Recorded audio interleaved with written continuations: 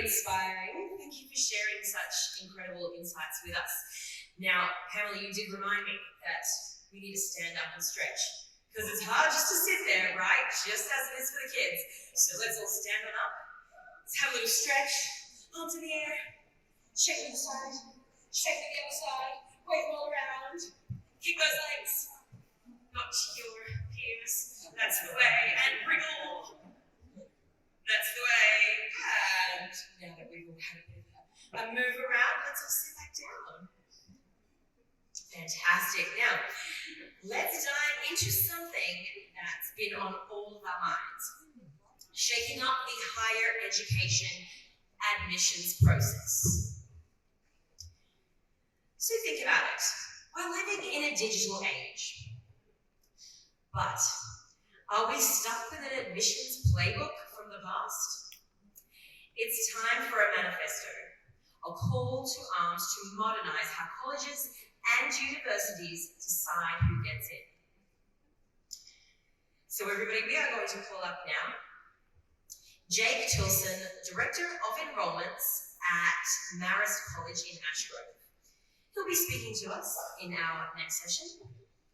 His topic is Modernizing the Higher Education Admissions Process, a Manifesto. Please put your hands together for Jake Tilson.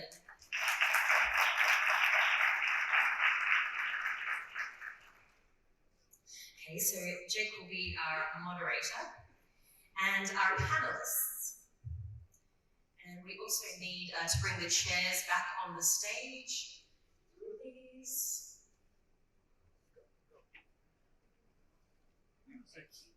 Okay, fantastic. So Jake has made his way to the stage, but actually the moderator is Noelle Paul, founder, president, and CEO of Tiger Careers and Consulting. Come on up, please. Noelle, let's put our hands together. Thank you so much, Noelle. Okay, now our other panelists. Roy J. Goris, Principal and School Administrator, Tucson International Academy. Coming up, Roy.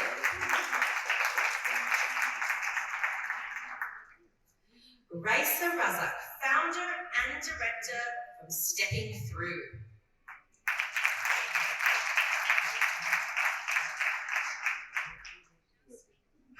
Okay, let's get our chairs up on the stage. Thank you. And Ghazala Salim, Further Education Lecturer and Course Team Leader from the Muslim Matrimonial Coach Limited and Love Connection Limited.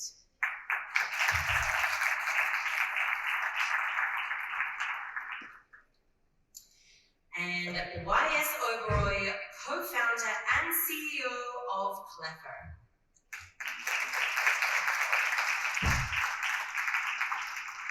Fantastic. Now, we do have a special request from our technicians that we all speak in the microphone, even if we don't want to, and we have lovely projection, because this is being broadcast on YouTube as we speak, so it very much helps for sound quality if we could speak into those microphones. So please take a seat, panel. And Noelle, over to you. Okay, yeah, she'll be on. How's everybody doing this morning? Good? Okay, so we want to get to know you a little bit better as well. It's a chance for you to also stand up and get your blood pumping again. So what we're going to do, just for us to get to know you a little bit better, is we want you to stand up and cheer for your country or your region, okay? And this is a contest, so be loud. Use your energy. Get your screens out. So if you are from the Middle East, stand up and cheer. Let's hear you. If you're representing the Middle East, really loud. Stand up, come on. Let's go. Okay, round of applause for the Middle East. Here we go. If you're from India, stand up and clap. Very good. If you're from the United States or the North American region or South America or the Western Hemisphere, please stand up. U.S., Canada, Mexico. If you're from Asia, Australia, that region, please stand up. Non-India, stand up and clap. Wow, very good. Very good. Well, it sounds like we have pretty much a very diverse group of audience members, and we hope today, as we talk about the admissions process in higher ed, that this will be both an engaging, clap for the service, something. So we want this to be very interactive, we want this to be very informal, we want this to be a conversation, and so as you know, my name's Noel, I'm going to be moderating the panel. I thought we'd start out really by just doing a really quick introduction, not a long introduction, but more about what's our title and why should we be credible to talk about this topic. Fair? You guys want to hear it? Okay, let's start with Jake. Hello everyone, my name is Jake Wilson, I'm from Australia. So I currently am the Director of Enrollments Admissions at an all-boys school in Brisbane, Australia.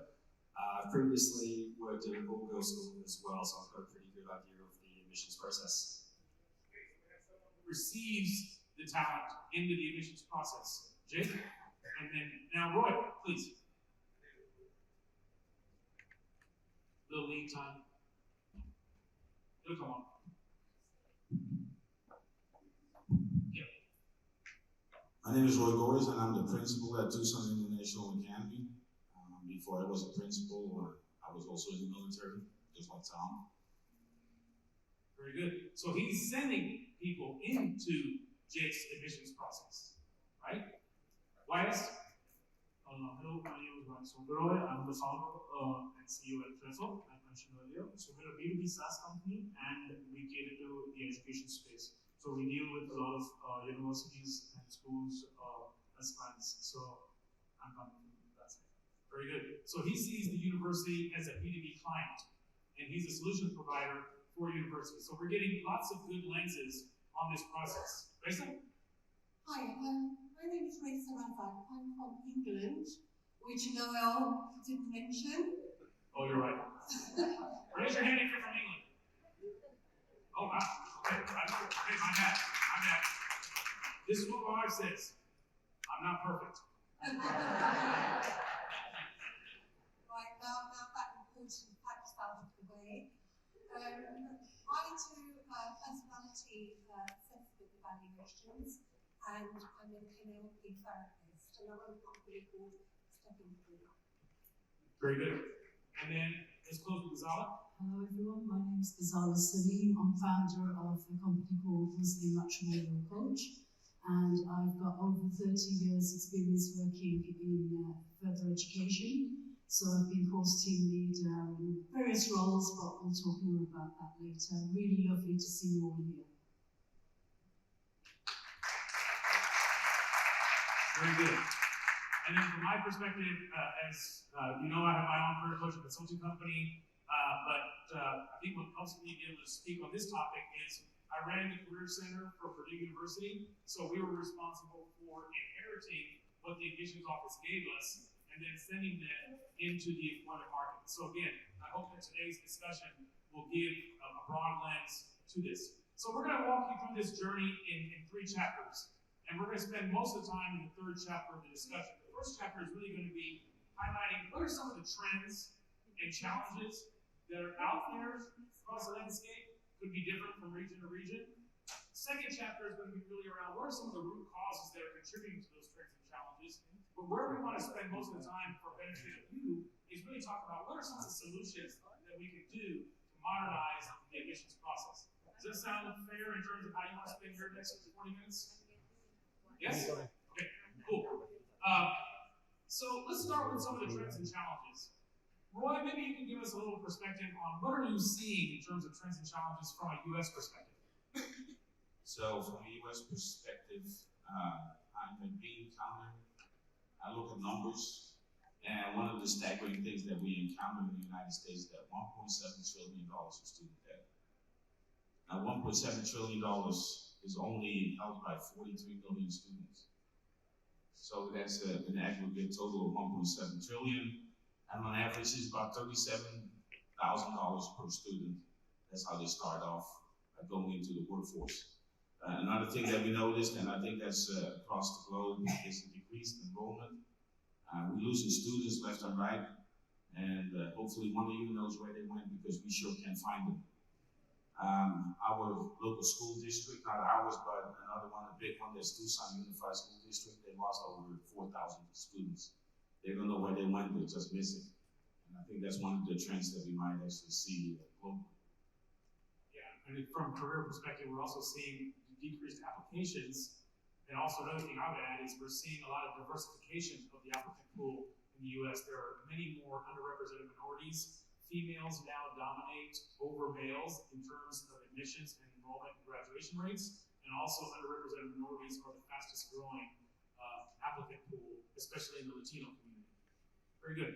Jake, you want to tell us a little bit about what you're seeing in Australia? Australia is interesting at the moment. We've got this kind of crisis of living where our inflation is extremely high, and with that, the school fees are actually increasing. So Australia has government school, then private school, but you've also got like your Catholic religious schools. And surprisingly, the government, which is free, people are actually leaving that to go to the more expensive private schools, which is kind of counterproductive because the cost of living is so high. So we're trying to figure out this landscape, and what we found is that the children are not getting the right well-being teachings or interactions at government schools. So we're getting an increase of enrollments in our private area, but it's coming at a cost where we're trying to teach them more about their well-being rather than just pure book-smart education. So it's an interesting climate, and a lot of our students in the area, especially the university area, is international from Southeast Asia. So when you look at, like during COVID, we lost a lot of that market.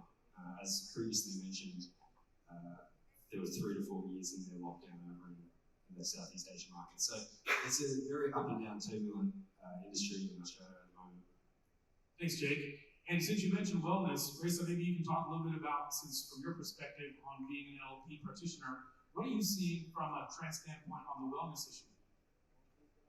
Yes, certainly since COVID, people have problems expressing themselves initially, totally, when you're starting out and going into higher education.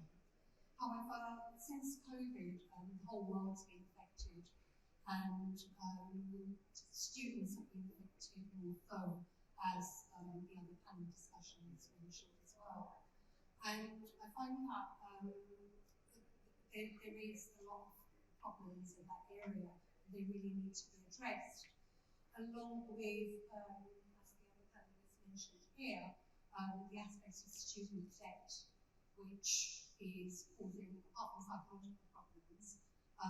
We have an economic crisis in the UK as well, which is really playing quite badly. Yeah. Thank you, Raisa, to build on that. And then, Vyas, what are you seeing in terms of the Indian market, since the universities are your clients? Maybe you can comment on that. What you're seeing. So, actually, interestingly, so when it comes to the admission process, what we generally see is that the challenges start coming in when the volume of applications go higher, right? And I'm going to be talking about terms in 2 angles. One is the pre-admission, like during the process of admission. One is post-admission, right? So when I say pre-admissions, I'm talking about increased number of applications. What universities and schools generally feel the solution is to that is they allocate more number of resources to the admissions process, thinking that it's going to, you're going to be taking care of more applications, more number of people allocated to it. But actually adding more number of layers in a standardized process like admission actually causes it to become a little more inefficient and time-consuming, right? Now when I talk about post-admissions, another integral part of admissions is the student information, right? Access to student information. So what happens very often with universities is that they fail to deliver accurate student information to multiple stakeholders due to multiple reasons. When we speak next about why it happens, I'll probably get to that. But yeah, the passing on of student information to different stakeholders, which can be for different purposes, doesn't happen very accurately. A lot of challenges come in. Even if you currently are using a tech solution, there are a lot of ups and downs faced by a lot of universities in India, right? And India is India is seeing a very high surge when it comes to admissions and in the education sector. So a lot of intakes are happening, and colleges and universities on the other hand are trying to figure out solutions right now as to how we're going to be managing the intake, the courses, the curriculum, the learning. So yeah. Great, thanks, Max. Grace, anything to add? I mean, I'm sorry, Giselle, anything to add? Yeah, I'd like to add that within the UK, I think what's actually happened, one of the challenges that we're actually facing now within admissions is that a lot of students, because of COVID, whether they stay at home and being taught at home, they're looking at different ways of actually having their enrolment, So I think, and also they're looking at other options of enrolment as well. So perhaps the numbers are not coming in because people want to have courses that sort of meet their own requirements, their own needs. I think that's another sort of challenge that we're facing, apart from the financial, which within a lot of countries, in particular in Europe and you mentioned like in Australia, people are having, we're going through a cost of living crisis, so people are looking at what is the return on our investment by actually doing these courses. What are we actually going to get back in return for it? And I think that's causing some people to back off of certain courses that are quite expensive as well. Yeah. So you can see some of the trends are increased admissions applications, some are reduced. We also have this, what are the demands of the students and the families in terms of what they're expecting from universities. So a lot of challenges. Let's talk a little bit about then the second chapter is what are some of the root causes behind these challenges? And Marissa, you mentioned about the wellness. What are you seeing in terms of maybe the contributing factors around this demand for wellness and other issues going on with students coming into the admissions process? What I was talking about was areas that we could actually help improve the wellness process. And one of the things that really would help is metacognition, which basically just refers to self-knowledge and regulation of your own cognition and so forth.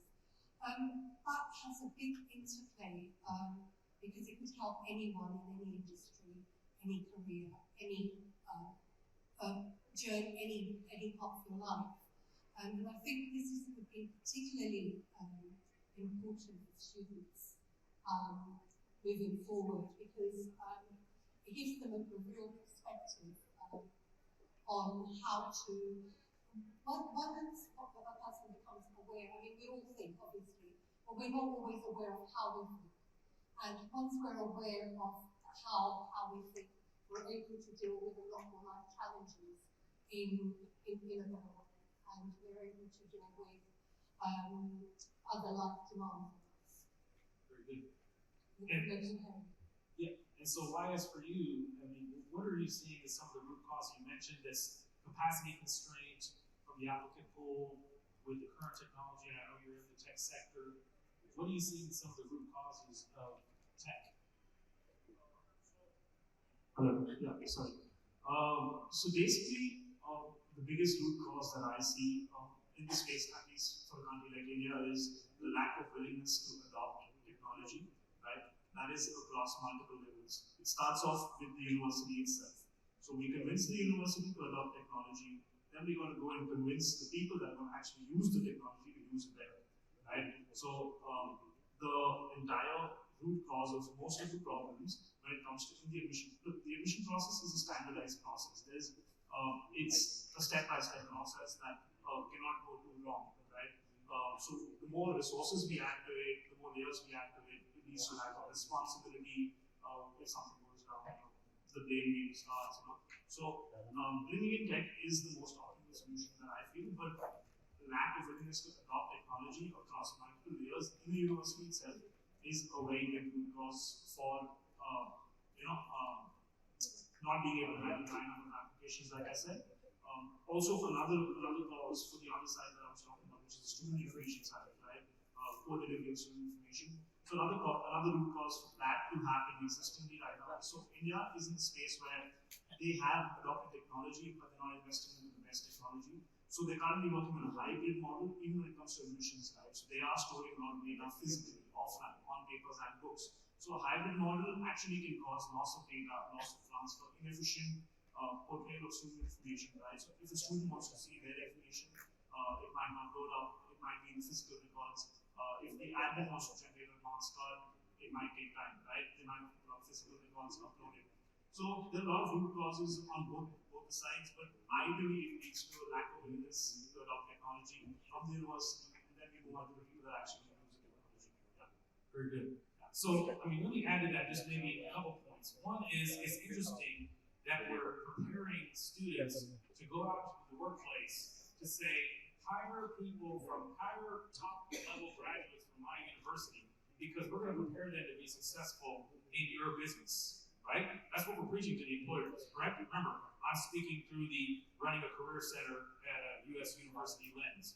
However, we're hypocrites because we don't adopt technology as fast as the corporates we're sending our students into. And yet we're saying, please take our product to go lead your transformation initiatives, but we're not going to have any degree of adoption of technology, right? So I adopted this phrase when I was at Purdue, and I was running the Career Center for the business school side. I said, we're a business school. We teach making business decisions using data. We are developing strategies and sending people out to lead change initiatives. We should practice what we teach, okay? And so that's the first comment, is if you're sitting here and you're in higher ed and you are your own barrier to adopting tech, use this conference, use these conversations to help you overcome that barrier. To Maria's point, pick one project, right? Dabble in it a little bit. And then the other thing I would say from a root cause standpoint that I think is contributing to some of the US dynamics around student debt, longer graduation rates, is students aren't clear of why they're going to university. They look at university as the what they're doing, not the how they can do what they want to be doing. Okay? And if we're not helping students get clear on that early on in the admissions process, in the secondary schools, then there is a root cause of contributing to some of these dynamics. Sound fair? So you heard a little bit about trends. You heard a little bit about challenges. You want to talk solutions now? Yes? Ready? Cool. This is where we're going to spend the most of our time today. So, when we're doing strategic planning in the business planning process, you have to decide where are you going to place your strategic bets, right? So you go through the landscape assessment, you go through the root cause analysis, and then you say, okay, where are going to be our strategic bets? Where are we going to pull the most critical levers to be successful to go from the as is to the should be, right? And now what I hope through this conversation with some of our experts, they can talk a little bit about what are some solutions that we think can help us move the needle. So, Reza, you've been talking a lot about, helping the personal journey of students, right? And Ghazal, you also talked about the importance of relationship building. Maybe the two of you can talk to us a little bit about what can we be doing in our sector to be solution-oriented around setting the students up for success through the admissions process. My role as the founder of Muslim Matrimonial Coach and of Connection, and being an educator, I've come through this journey where I found that there's certain skills that we teach our students, the academia sort of side of things, but learning the practical skills of living, and in particular with your relationships, is where a lot of people tend to struggle. We do put them onto the path of getting their career sorted and having them focused, and that's sometimes a struggle within itself as well, to get them to their end goal. And they can have different pathways to decide which options they want to go through. It doesn't have to be a 3-year sort of course that they go on. They can go through an apprenticeship style, or they can go through other methods as well to achieve that. But what I find as a matchmaker and a relationship coach is that my clients are struggling with the skills that they need to connect with their partners, to connect with their employers, they connect with people, and that is so important. So I think that the process, well, I don't think, I know that this process where we're recruiting individuals, we should be looking at making, looking at the holistic sort of individual, their personality. And I know that earlier on somebody was saying that sometimes it's too late when it's further education and higher education. It needs to be done at a very young age to build their personality and to go get those skills with them. And we see children that have their, even my grandchildren, they have their iPhones on them and their YouTubes, and they're familiar with absolutely every single, YouTuber and what have you. But we still need to be looking at ways when they come to us, we need to see them as an individual. So it needs to be a personalised approach to see how we can best educate them and make them individuals that are going to be really, valuable to society. Really. That's my take. Thanks very much, Manal. And so if you're going to have that individual relationship in the admissions process, how many of you have budget challenges in your organization? Right? So how can you scale relationship building if you're seeing a whole bolus of applicants? That's the problem statement that we have to think about, right? Lisa? Right. As I was talking about the students being more knowledgeable on how they think metacognition, and how this would help them in practical applications with further education. It would help them through essays and personal statements.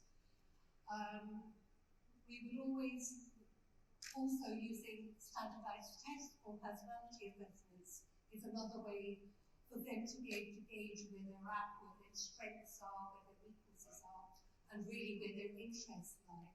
Because a lot of us have things going on in our lives. Sometimes people will say, oh, this happens to me, this always happens to me. Now, things don't always just happen themselves. It's usually a result of something we're doing. And sometimes it's a very simple thing, but once people are aware of exactly where the problem may lie, they can pick up one area of their personality or challenge.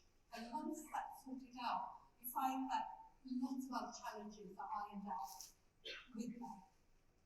But it's like not being aware of things, which is a real challenge for everyone. So it's like a problem. If you don't know a problem exists, you can't solve it. So this would really help in that respect, with their decision making, their goal setting, also their career decisions, because people are speaking not of the what, but also the how, and different aspects of exactly how they can move forward, and their careers, why they're choosing a career, not because of, well, I want to do this, because I might be good at this, but having a look at their personality assessments also shows where their strengths and weaknesses are, and they may be able to be in a better position to decide what might be their better career prospect due to this. It's simple. Very good. Now, the next part of the solution set I want to take is really more of a pipeline lens, okay? Roy is developing the talent to go into the admissions process, right? Jake receives the talent in the admissions process. And in my role as executive director for the Career Center, I was responsible for sending those talents out, right? So, from your lens, and then we'll close with YS on the technology. I think it's kind of a good way to kind of pull it all together. So, Roy, you're responsible for sending the talent into the admissions process. What solutions do you think the admissions process can benefit from to be more modernized from your lens?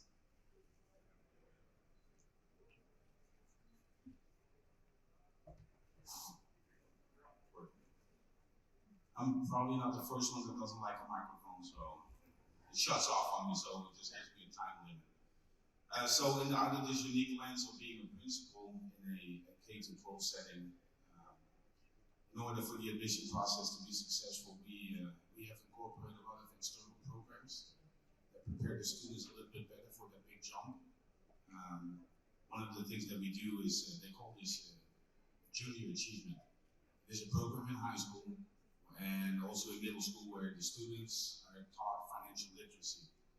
And this financial literacy is probably one of the biggest hurdles for any kind of kid that wants to go to college, especially if you come from a low income environment where you might be the first one going to college. It's kind of inconceivable that somebody in the United States comes from low income because of all the dynamics that we have, but still, there's a lot of students that come from low income families, and that prevents them from going to college because there's a stigma. You're gonna flunk out of the house.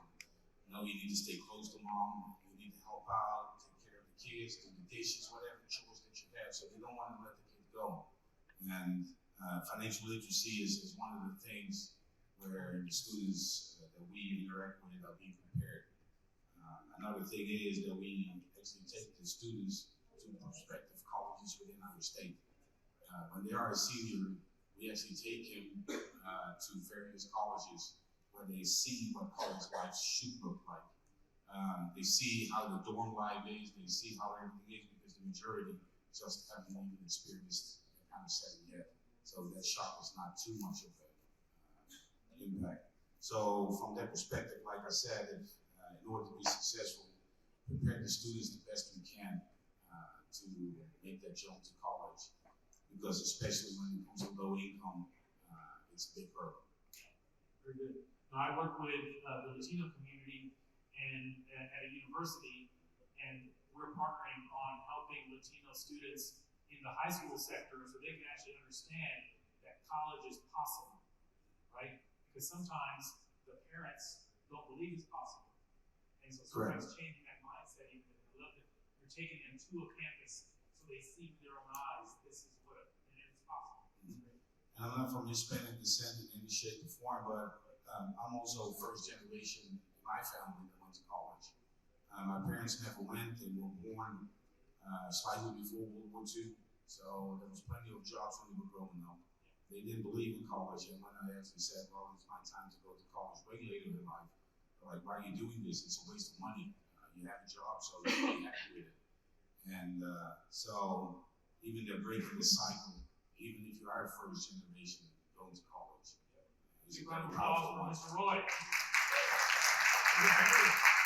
you. In a household, and that we, as educators, as admissions officers, as recruiters, whatever our role is, we need to figure out how we get into that household and help them think differently about what's possible. So thank you very much, Roy.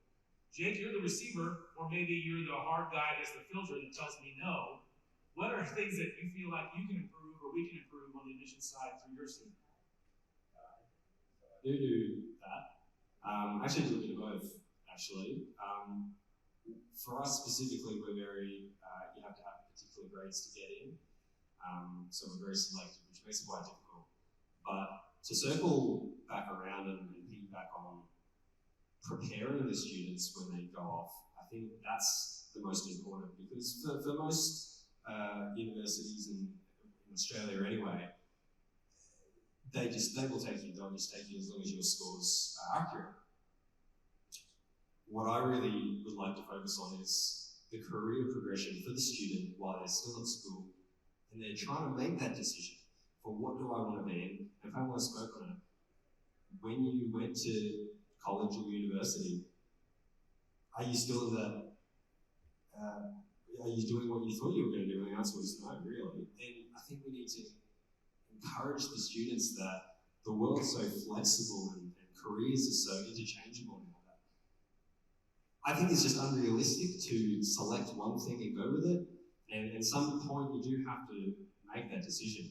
But if we can get, so something that we employ is we have a thing called Year 13. So students who previously graduated and they make up this community called the Old Boys. And they come back in and they educate the boys on where their careers are now.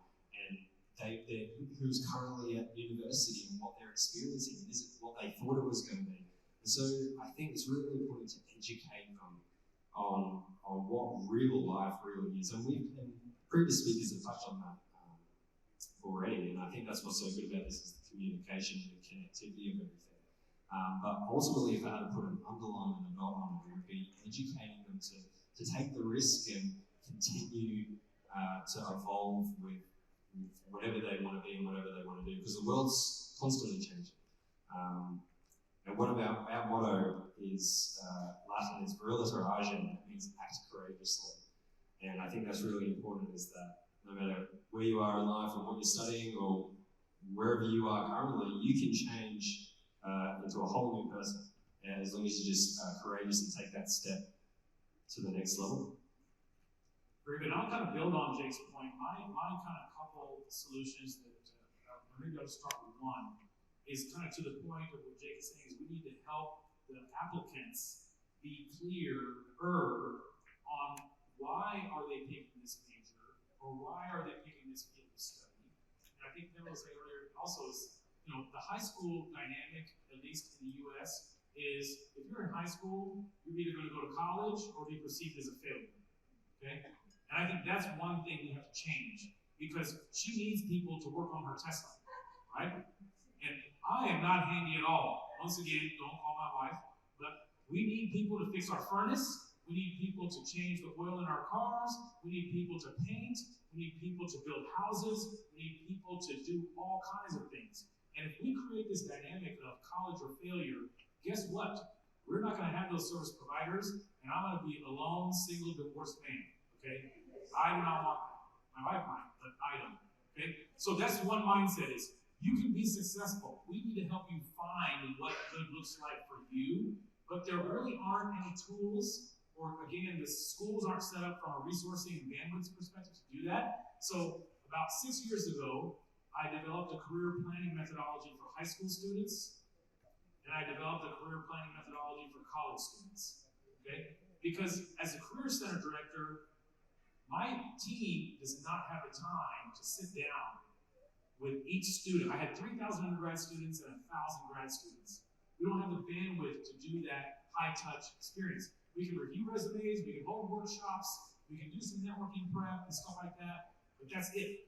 So my solution is, in the admissions process, let's take a servant leadership approach and help these students that are applying to say, maybe you don't know, but as part of the application process, let us walk you through this self-reflective information gathering work. Do you even know what a nurse does? Do you know that a nurse can work in a hospital or a clinic or be a traveling nurse or work in a pharmaceutical company managing clinical trials? No, you don't. But it behooves us in the admissions process to help that student when they're applying to say, hey, let us help you figure out which part of our university do you want to be in. That's my solution. So we heard from the sender, the receiver, and the career launcher. And we've heard from our relationship and psychology and personality experts. Now I want to close it with YX on what is the technology platform solution that we should be thinking about in the admissions process. Yeah, sorry. So, actually, I mean, of course, the simplest solution for me to close my statement would be invest in the tech, right? Because I've been saying that there's a lack of willingness to adopt technology. Plus, he's trying to grow a startup, so if you guys can make sure you give him that business, please do that. Okay, I'm sorry. Yeah, but thank you for that. But yeah, so I would actually go a step further ahead. I would say it's equally important to identify the right service provider. It's equally important for you to identify who's going to handhold you through the journey, right? Because it's not about adopting tech as a university, it's about upskilling the users. It's about making that efficient. The best of the best softwares. I mean, we don't have to go into building a solution, honestly, right now for the administration process, of the admission process, because I mean, there are a wide array of products available already, right? So even if you want to pick the best of the best products will end up being ineffective in your university or in your campus if your users are not going to use it well, right? So the point is that you got to pick someone who's going to handle, train, upskill. You got to invest in the upskilling your resources so that at the end of the day you can actually become cost effective by hiring, by actually maintaining an optimal level of resources and not overhiring resources just because of the high number of volume of applications, right? So yeah, that's how I would like to close it. It's all about, like like you say, it's all about identifying who, what, when, where, where. It's the same with software because you got to find the right person who's going to do the right job on the software, and that's what's going to make it effective, right? And the willingness of the person wanting to do that job is what's going to make it effective. So get them upskilled, get the resources, tech friendly, educate them on tech because that's what's going to make the bigger difference in the long run. It's more of a sustainable solution. Investing in tech is an easy solution, right? So I think if you want to have a sustainable future, it's better you invest in your resources, upskill them, and that's going to take you a long way. And that's going to make the process of education easy, not just admissions. Yeah. Very good. Thank you so much. So that brings us to kind of the conclusion of our journey around what are the trends and challenges, what are the root causes, and what are the solutions. And I think you heard around the solutions a few key themes around the importance of building relationships with those students, front end a little bit before the admissions process, or maybe incorporating into the admissions process, more introspection for the students, more rigor, but really for the benefit of the students. And then also the importance of incorporating technology if we're going to scale what I call mass customization, right? We can't do mass customization if we're only going to count on our 3 admissions officers to now accept a huge scale of applicants and still make it personal. So I want to thank the panel. Let's give them a big round of applause.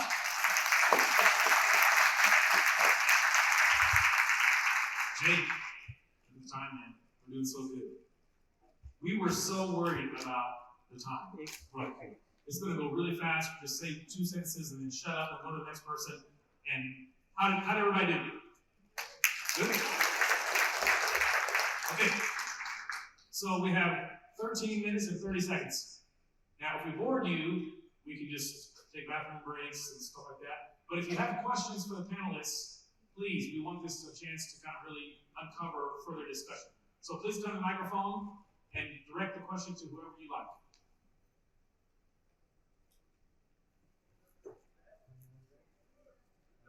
If you can introduce yourself and the role you're in before you ask a question, please. Hi, I'm Miriam Najjar, and I'm a specialist in giftedness. And I coach gifted children, but I also was a teacher for more than 10 years, so I had all kinds of children. I have a question about how do you ensure that demotivated students can add their own learning skills or learning goals at college to go to higher education? Because most the students that I see they don't see the point of college or higher education because there's no time for individual research. They want to know about other stuff that are learning at school. So how do you ensure that they're motivated to go to higher education? Okay, is that to Roy from high schools? Anybody? Anybody. Okay. Now, somebody want to take that? On different areas, how students could be motivated. As my area is more into, I was thinking about metacognition, and my area is more into knowing what you want and knowing your strengths and weaknesses. I think that once you're aware of how you're thinking, where your strengths and weaknesses lie, and what you could be very good at, and things that maybe you think you're good at, but you may not be very good at if you look at it effectively. I think that does inspire students or inspires people. Once you know where your strengths are, you're in a better position to decide. And as a teacher or educator, you can speak to students and say, "Oh, look, this is what's come up, and you would be really good at this." And getting them and giving them that confidence and showing them, and they actually look and think, "Oh yes, this could be an area I can excel in." So you're sort of helping them by just lifting them up and getting them to help themselves. I think that's probably the most persuasive one, because no matter what anyone says to you, you have to believe it yourself in order to do it. And the mind, as I said, is very, very strong, because if you believe it, you can do it. If you believe you can't, you can't. And that goes for all of us. Thank you. So actually, I would like to say it from university or institute point of view, right? If you really want to get there, so where we see the game changing a little bit is, so we see a lot of schools back in India, not a lot, but like a minority of schools that are taking this step ahead of having no examinations and no schedules, right? So they're doing the no timetable concept. So you study what you want when you want to, but you got to study. That's the concept they're running. There are no subjects that you have to study. There are no subjects that you have studied now and give an exam tomorrow. So they're going that way. It is helping a lot of students. So I mean, when we approach them, we speak to them more at a dynamic grading point of view as to how they can use us to grade their students, and the grading can be on the qualification of how he speaks to someone who's working on the college. How he speaks to someone who he meets, the person brought them back home, right? So the grading can be as dynamic as possible. So we speak to them on that levels. But yeah, it does help a lot when there's no pressure of examination and no compulsion of doing what you have to do now, right? So that's one angle. But again, on a higher education level, because this aspect is not very applicable to the higher education space, right? We want to be a little more structured.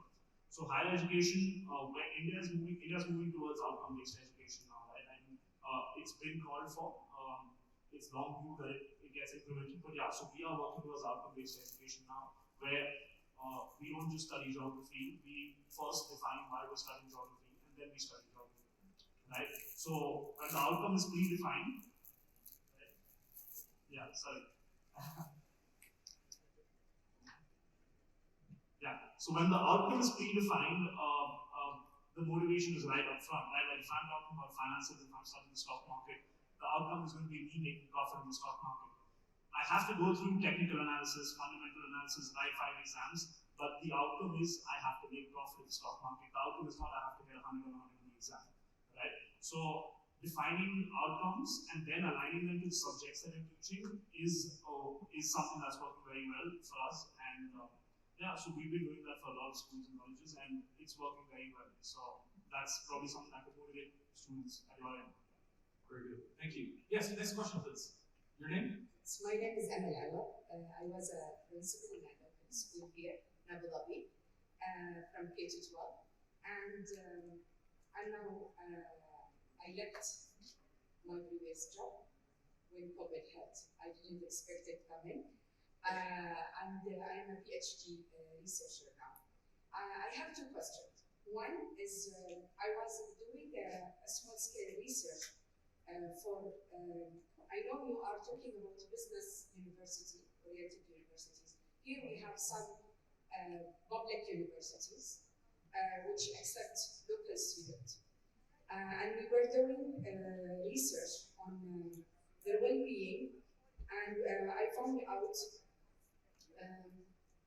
those were performing very high on their high school diploma, which here, it's not like a GPA accumulative one. No, it's just your last grade and that's it.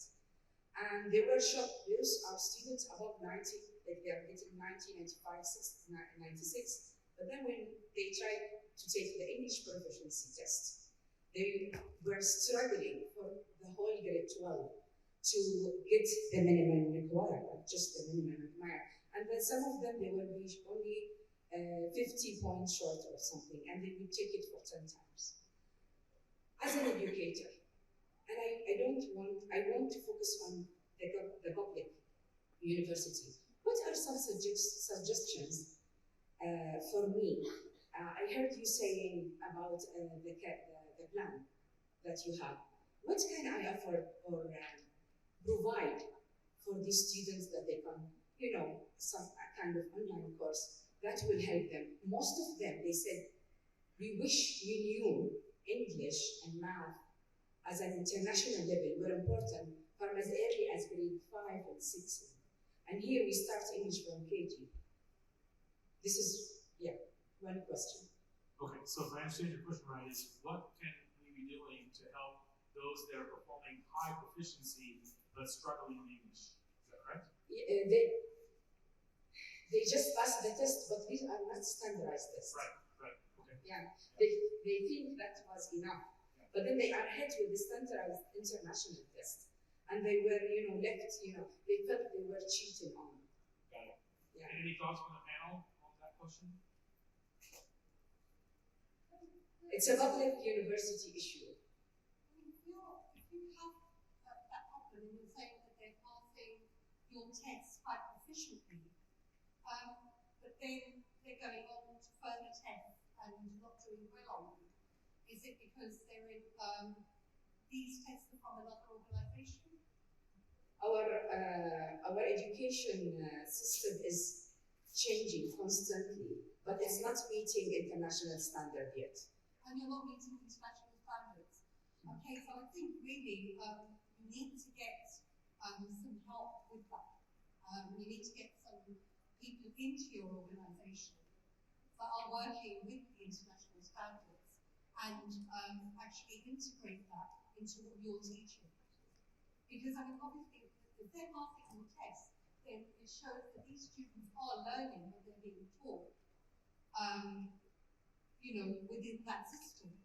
But obviously, if they're being introduced to something that they've never been taught, you can't expect them to pass it.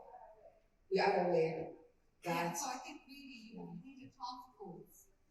Or there might be, and I'll just give you an example in the US market. So there are, obviously schools that have tutors to help you with your academic performance. But there's a huge market of secondary providers that will help you study for your college admissions exams. English is a second language course. There are math academies to strengthen the math scores for children. So I don't know if that is, where are you based? Abu Dhabi You're in and Abu Dhabi, okay. yeah, and So, at public school. right, at a public Yeah. school. And So, they go for free, right. So I'm not sure if there's a secondary market. If there's not, then what you could be thinking about is where are markets where that secondary market exists, and maybe think about saying, hey, do you want to start some services in Abu Dhabi as a new business venture? Because what you're identifying is a problem, right? Yes, We talked about it yes. earlier. There's a problem in the market. Well, from a business standpoint, that means there's an opportunity in the market, right? Yes. So the question is, who's going to fill that unmet need? Is it a U.S. company that opens in Abu Dhabi that helps with English? Is there government organizations that would say, oh, let's create this little venture with our local teams of entrepreneurs? So I think what you've identified is a gap. And I think the challenge is how do you fill that gap? But it's really finding those secondary providers, because it's, in my experience at least, not only in the US, right? Those universities, those public schools can't take that work on, which is why it creates a huge market potential for private providers. Thank you. Yes. Thank you. That's the Sure. answer. The second question is for the younger generation who are swamped with social media, and they have this fire desire that there's no need for college coming, and they are like now in 10 years, 11 years, and all what they are thinking about to be YouTubers, influencers. This wave will hit us in a couple of years, Yes. especially here in the UAE, where Dubai is a hub of all these influencers.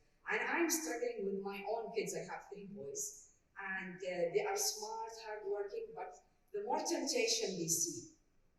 And I am an educator, and I'm the first in the family to go to college, and they say, no, you are away most of your time from house. You are tired. Yes. I want to build my own business. Right. How do I plan for younger generation the awareness that one path, it will be one path, that it's college. College is serious, and it would still be one path of a choice. Yeah. Thank you.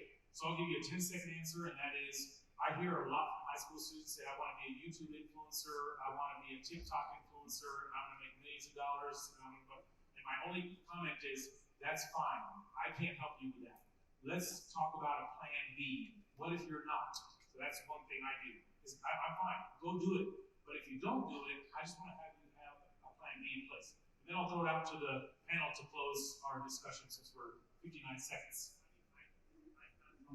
Yeah, so I can add something very quickly. I would say that we had a very good session before where ma'am said that if child is bored in the class, he can't be sitting in the class, right? So my point is that with education and with the industry moving this way, with professions like this coming out, right? If education does not incorporate it well in advance, short course curriculums will start taking up the market, right? And we see a lot of short course curriculum platforms. I'm sure a lot of children go and enroll in those courses that are 1-day courses, 3-day courses, right? So they're going to start educating, right? So my point is, sooner or later, if it is a profession good enough, educating or training or making it a profession good enough for hiring will happen. But yeah, I get your concern too, but it's just that the world is moving towards that kind of a place, and we all can just try to become a better part of it. Yeah, I would say that. Yeah. Very good. Thank you very much for your questions. I have this big red screen that says time's up, so we don't want to get in the way of the award. We definitely don't want to get in the way of lunch. So on behalf of the panel, I want to say thank you very much for a very engaging discussion, and I hope you'll join me in congratulating the panel for a great discussion.